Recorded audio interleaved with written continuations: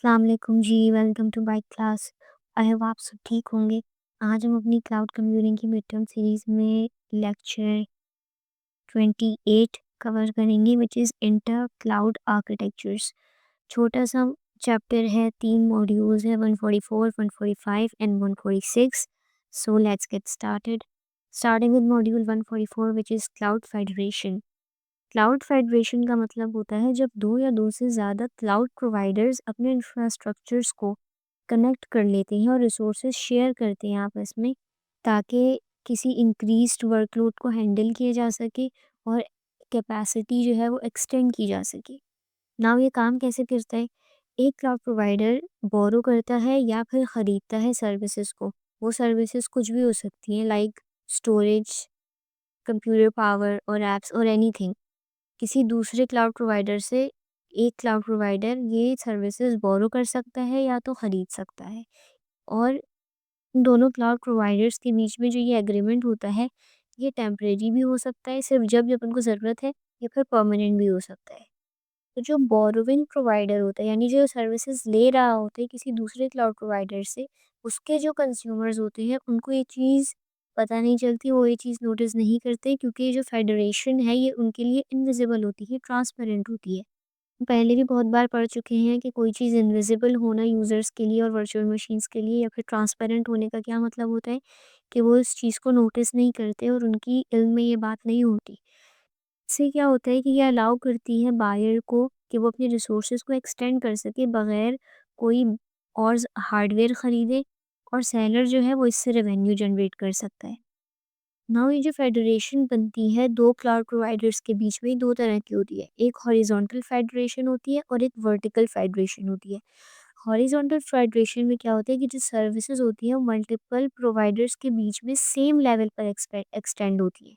यानी कि for example अगर एक क्लाउड की सैस सर्विस जो है वो ओवरलोड हो गई है, तो वो अपने कुछ यूजर्स को ऑफलोड कर सकता है टू अनदर सैस प्रोवाइडर। यानी कि ये जो एक्सटेंड हो रहे हैं रिसोर्सेज, ये सेम सर्विस लेयर पे हो रहे हैं, तो इसको हम हॉरिजॉन्टल फेडरेशन कहते हैं।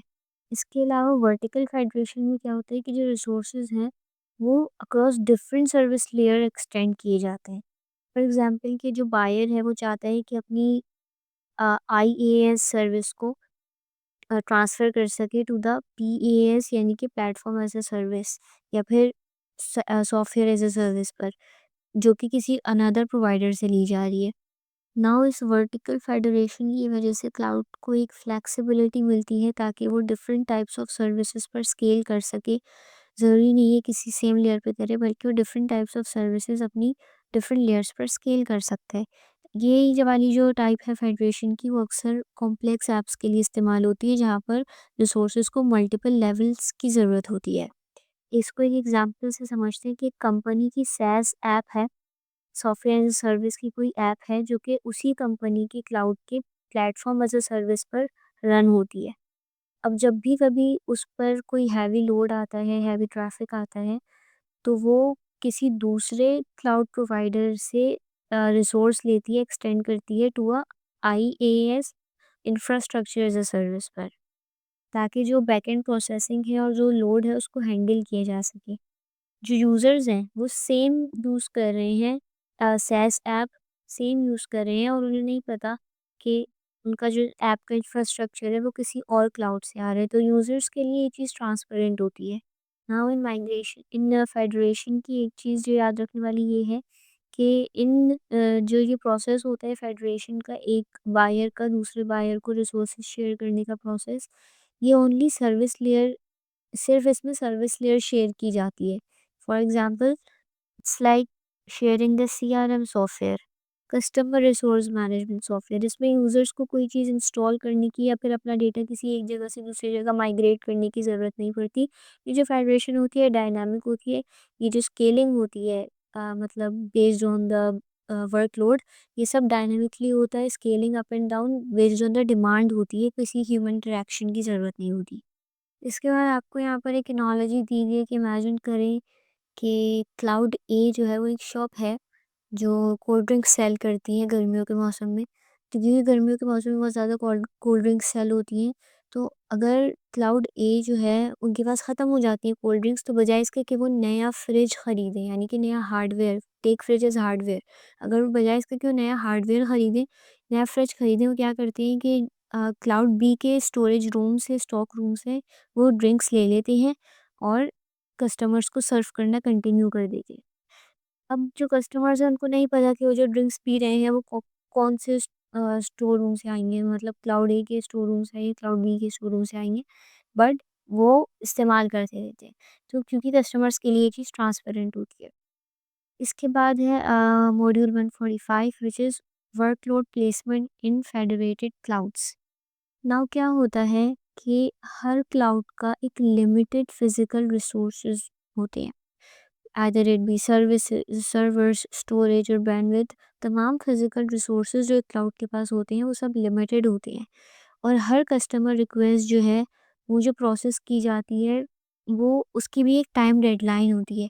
तो अगर बहुत सारी रिक्वेस्ट किसी भी क्लाउड पर एक साथ आ जाती हैं तो उसके लिए मुश्किल होता है इन तमाम को टाइमली हैंडल करना, जिसकी वजह से क्या होता है, कंजेशन होती है और एसएलए वायलेशंस। हमने एसएलए पढ़ा था, सर्विस लेवल एग्रीमेंट होता है।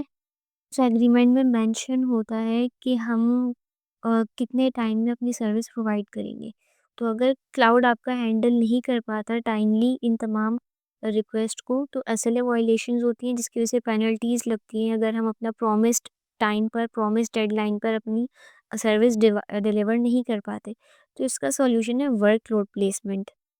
वर्कलोड प्लेसमेंट का मतलब होता है कि जब एक क्लाउड बहुत ज़्यादा ओवरलोडेड हो जाता है रिक्वेस्ट से, तो उसको ये डिसाइड करना पड़ता है कि जो एक्स्ट्रा रिक्वेस्ट है उनको किस जगह प्रोसेस करना है। तो इस चीज़ को वर्कलोड प्लेसमेंट कहते हैं। कौन-कौन से फैक्टर्स यहाँ पे कंसिडर किए जाते हैं जिनकी बेसिस पर वर्कलोड को प्लेस किया जाता है। सबसे पहला है रेवेन्यू। फॉर एग्ज़ाम्पल एक रिक्वेस्ट है जिस पर ये डिसाइड किया जा रहा है कि हमने इसको अभी फ़ौरन प्रायोरिटी देके प्रोसेस करना है या फिर हमने अभी इसको साइड पर रखना है। तो ये जो डिसीजन है, ये कैसे लिए जाते हैं? ये इन 3 फैक्टर्स की बेसिस पे लिया जाता है, revenue, cost and deadline versus latency. तो पहला है कि अगर हम ये प्रोसेस अगर अगर ये हम अभी रिक्वेस्ट प्रोसेस करेंगे तो प्रोवाइडर को कितना प्रॉफ़िट होगा इससे? कितना अर्न करेगा प्रोवाइडर इससे? सेकंड कॉस्ट, यानी कि अगर हम किसी दूसरे प्रोवाइडर से रिसोर्सेज लेते हैं अपनी इस सर्विस, अपनी इस रिक्वेस्ट को पूरा करने के लिए, तो कितनी कॉस्ट आएगी। और थर्ड या लेटेंसी, यानी कि क्या एक रिमोट प्रोवाइडर इस काबिल है कि वो इस रिक्वेस्ट को प्रोसेस कर सके इतना फास्ट कि डेडलाइन से पहले वो कंप्लीट हो सके। तो इन 3 फैक्टर्स की बेसिस पर वर्कलोड प्लेसमेंट की जाती है और डिसाइड किया जाता है कि कौन-सी रिक्वेस्ट को फ़ौरन प्रोसेस करना है और कौन-सी रिक्वेस्ट को फ़िलहाल साइड पे करना है। नाउ यहाँ पर जो क्लाउड फेडरेशन है उसका एक इम्पॉर्टेंट रोल होता है। क्लाउड फेडरेशन अलाउ करती है, हेल्प करती है रिसोर्स शेयर करने को अमंग डिफरेंट क्लाउड्स, ताकि वर्कलोड को बहुत एफिशिएंटली हैंडल किया जा सके। यहाँ पे आपको एक यूज़ केस दिया हुआ है कि फॉर एग्ज़ाम्पल एक रिक्वेस्ट है एक यूज़र की जो कि यूरोप में है, और ये रिक्वेस्ट जो है जिसको दी गई है वो एक यूएस बेस्ड क्लाउड है, और क्योंकि ये एक टाइम सेंसिटिव यूज़ केस है, तो इसलिए जो क्लाउड प्रोवाइडर है वो इस रिक्वेस्ट को प्रोसेस करेगा बाय यूरोपियन फेडरेटेड क्लाउड, ताकि उसे फास्टर रिजल्ट्स मिल सकें। क्लाउड फेडरेशन की टाइप्स हमने पहले भी पढ़ी थी, हॉरिजॉन्टल होती हैं, वर्टिकल होती हैं। एक और थर्ड टाइप आपको यहाँ पे बताई है विच इज़ हाइब्रिड। इसमें सिंपली क्या होता है कि हॉरिजॉन्टल और वर्टिकल अप्रोचेस को कंबाइन कर दिया जाता है, ताकि मैक्सिमाइज़ की जा सके कैपेसिटी को और लेटेंसी को रिड्यूस किया जा सके। लेटेंसी का मतलब है कि डिले को रिड्यूस किया जा सके। उसके जो बेनिफिट्स हैं, सबसे पहला है कि इसकी वजह से रिसोर्स शॉर्टेजेस को रिड्यूस किया जाता है, नेटवर्क लेटेंसी को रिड्यूस किया जाता है, डिलेज़ को कम किया जाता है, एसएलए वायलेशंस को अवॉइड किया जा सकता है, और रेवेन्यू अपॉर्चुनिटीज़ बढ़ाई जा सकती है क्लाउड प्रोवाइडर्स के लिए by handling more requests efficiently. यहाँ पर जो इस मॉड्यूल में सबसे ज़्यादा जो याद रखने वाली बात ये है, वो है जो वो फैक्टर्स जिनकी बेसिस पर वर्कलोड प्लेसमेंट की जाती है। मैं दोबारा रिपीट कर देती हूँ कि वर्कलोड प्लेसमेंट में क्या होता है, जब एक क्लाउड ओवरलोड हो जाता है तो उसको ये डिसाइड करना पड़ता है कि कौन-सी जो एक्स्ट्रा रिक्वेस्ट है उनको प्रोसेस किया जाए प्रायोरिटी पे और कौन-सी रिक्वेस्ट को साइड पे किया जाए। ऐसी सिचुएशन में क्लाउड प्रोवाइडर्स जो हैं वो अदर क्लाउड प्रोवाइडर्स का इस्तेमाल करते हैं, फेडरेटेड पार्टनर्स का इस्तेमाल करते हैं, ये डिसाइड करने के लिए, ये प्रायोरिटाइज्ड जो रिक्वेस्ट होती है उनको पूरा करने के लिए। और ये कैसे डिसाइड करते हैं कि हमें ये रिक्वेस्ट किसी दूसरे क्लाउड प्रोवाइडर की हेल्प से प्रोसेस करनी है या नहीं? It is based on 3 factors. First is revenue, यानी कि कितना रेवेन्यू जनरेट कर सकते हैं क्लाउड प्रोवाइडर अगर ये प्रोसेस किसी दूसरे क्लाउड प्रोवाइडर से प्रोसेस करवाई जाए। सेकंड इज़ कॉस्ट, कितनी कॉस्ट लगेगी अगर हम ये रिक्वेस्ट किसी दूसरे क्लाउड प्रोवाइडर से फुलफ़िल करवाएँ, और कितनी कॉस्ट लगेगी अगर हम खुद इस रिक्वेस्ट को फुलफ़िल करें। तो फिर उसका कंपैरिज़न करके वो लोग डिसाइड करते हैं क्लाउड प्रोवाइडर्स कि ये हमें खुद करनी है रिक्वेस्ट फुलफ़िल या किसी दूसरे क्लाउड प्रोवाइडर का इस्तेमाल करना है। थर्ड इज़ लेटेंसी, यानी कि जो हम क्लाउड प्रोवाइडर्स इस्तेमाल कर रहे हैं अपनी इस रिक्वेस्ट को फुलफ़िल करने के लिए, क्या वो इतने कैपेबल इनफ हैं कि वो टाइमली डेडलाइन से पहले हमारी इस रिक्वेस्ट को फुलफ़िल कर सकें। इन 3 फैक्टर्स की बेसिस पर ये डिसीजन लिया जाता है वर्कलोड प्लेसमेंट का, और ये 3 फैक्टर्स बहुत ज़्यादा इम्पोर्टेंट हैं। इसके बाद moving on to the next module which is the last module of this chapter, module number 46, cloud brokerage. Cloud brokerage क्या होता है? क्लाउड ब्रोकर क्या होता है? एक ऐसा मिडल मैन होता है जो क्लाउड कंज्यूमर और क्लाउड प्रोवाइडर के बीच में काम करता है। बजाय इसके कि जो कंज्यूमर है वो खुद से ढूंढे क्लाउड सर्विस प्रोवाइडर अपने लिए, जो क्लाउड ब्रोकर है वो एक बेस्ट सर्विस प्रोवाइडर ढूंढ के देता है कंज्यूमर को based on the consumers requirements. जो ब्रोकर है वो बात करता है कंज्यूमर से उसका बिज़नेस प्रोसेस समझने के लिए, और प्रोविज़निंग नीड्स कौन-कौन सी हैं, कौन-कौन सी सर्विस चाहिए, बजट क्या है, कोई स्पेशल रिक्वायरमेंट्स है लाइक सिक्योरिटी की, कंप्लायंस की, लेटेंसी से रिलेटेड। तो वो सब डिस्कस करने के बाद जो ब्रोकर है वो मल्टीपल क्लाउड प्रोवाइडर्स में ढूँढता है और उनको फ़िल्टर करता है बेस्ड ऑन दीज़ रिक्वायरमेंट्स, और उसके बाद जो कंज्यूमर है उसको एक लिस्ट देता है which is the list of the suitable providers, और रिकमेंड करता है कि कौन-सा बेस्ट है आपकी रिक्वायरमेंट्स के हिसाब से। इन सम केसेस क्या होता है कि जो ब्रोकर है वो कंज्यूमर की बिहाफ़ पे नेगोशिएशन करता है क्लाउड प्रोवाइडर्स के साथ, ताकि वो बजटिंग में कम ज़्यादा कर सकें और रिक्वायरमेंट्स में और एसएलए एग्रीमेंट्स में कुछ कमी-पेशी कर सकें। हाँ, कुछ एक्स्ट्रा सर्विसेज़ भी हैं जो कुछ ब्रोकर्स ऑफ़र कर सकते हैं, फॉर एग्ज़ाम्पल जीयूआई और एपीआईज़ को मैनेज करना for cloud services, data encryption और डेटा ट्रांसफ़र में हेल्प करना ताकि सिक्योर ट्रांसफ़र्स किए जा सकें। और इसके अलावा इस तरह से हम एफ़िशिएंटली क्लाउड यूज़ कर सकते हैं, क्लाउड स्टोरेज को, क्लाउड डिवाइसेज़ को, क्लाउड सोर्सेज़ को, ताकि अपनी कॉस्ट और परफ़ॉर्मेंस जो है उसको बेटर तरीके से इस्तेमाल की जा सके। तो इन चीज़ों में जो एडवाइसेज़ होती हैं, कुछ सजेशंस देना, ये भी कुछ एक्स्ट्रा सर्विसेज़ हैं जो कि ब्रोकर्स ऑफ़र कर सकते हैं। तो बजाय इसके कि कोई कंज्यूमर है वो इतने दिन लगाकर अपने लिए कोई क्लाउड प्रोवाइडर ढूँढे जो उसकी रिक्वायरमेंट्स के हिसाब से बेस्ट है, वो अपनी रिक्वायरमेंट्स जिस ब्रोकर को बता देते हैं और ब्रोकर उसके हिसाब से एक क्लाउड प्रोवाइडर लाकर दे देते हैं टू द कंज्यूमर। एनालॉजी है जस्ट लाइक जैसे ट्रैवल एजेंट्स होते हैं, आप अपनी रिक्वायरमेंट्स बता देते हैं, वो आपके टाइम के बजट के हिसाब से आपको बेस्ट टाइम की फ़्लाइट्स, बेस्ट होटल्स आपको आपकी प्रेफ़रेंस के हिसाब से ढूँढ के दे देते हैं। इसी तरह से क्लाउड ब्रोकर आपको आपकी रिक्वायरमेंट की क्लाउड सर्विसेज़ के लिए बगैर किसी प्रॉब्लम के आपको बेस्ट क्लाउड सर्विस प्रोवाइडर ढूँढ के देते हैं। मॉड्यूल यहाँ पे ख़त्म होता है, बहुत ईज़ी चैप्टर था, ज़्यादा मुश्किल नहीं था। फिर भी अगर आपकी कोई क्वेश्चंस हो, कोई कन्फ्यूजन है, so you can ask in the comment below. इसके बाद हम जल्दी से एक असेसमेंट सेक्शन कर लेते हैं, टेस्ट ले लेते हैं, ताकि समझ आए आपको कि आपको कितना समझ आया है। So first question is which of the following best describes cloud federation?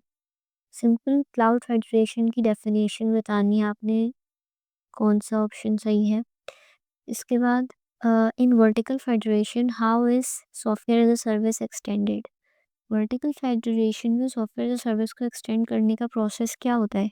इसके बाद थर्ड है what is the main reason a cloud provider में use federation to place workloads on another provider?